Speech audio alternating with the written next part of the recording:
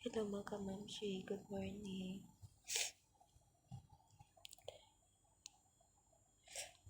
Hindi pa rin ako nakatulog. Kanina pa ako dito bandang 10. Hindi na ako umakyat. Ngayon is 12, alas 12 na umaga na. Hating kami na talaga. Kasi yung ulo ko, kanina pa itong umaga. Sobrang sakit niya talaga. Sobrang may trangkaso na din ako. Hindi ako nahihihan ako manghingi ng gamot sa amo ko. Kaya na water therapy na lang ako. Palagi na lang ako uminom ng tubig. Grabe. Kahit may sakit ka dito sa ibang bansa, kailangan pa rin magtrabaho.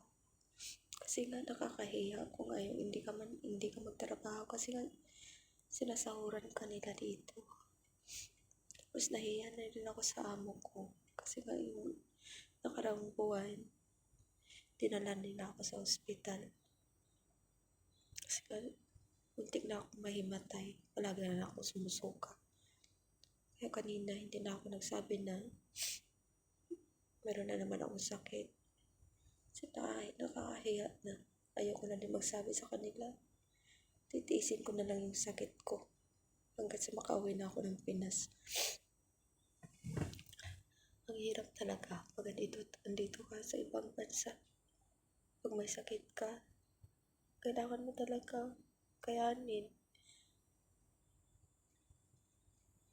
Gusto mo ipahinga yung katawan mo, hindi mo magawa. Gusto ko matulog, hindi mo magawa. Kasi nakakahiya.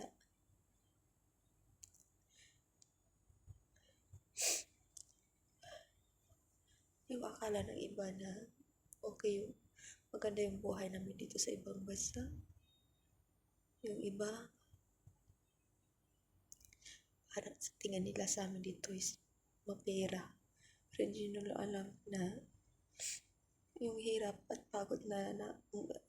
pagod namin dito, kinakaya lang namin. Kahit may sakit, kinakaya namin, nagtatrabaho pa rin kami. Kasi nga,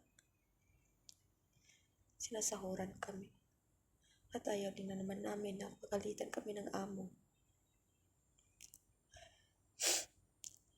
Yung amo ko naman dito is mabait naman. Pag may sakit ako, dinadala naman nila ako sa ospital. Pero ngayon, nahiya na talaga ako.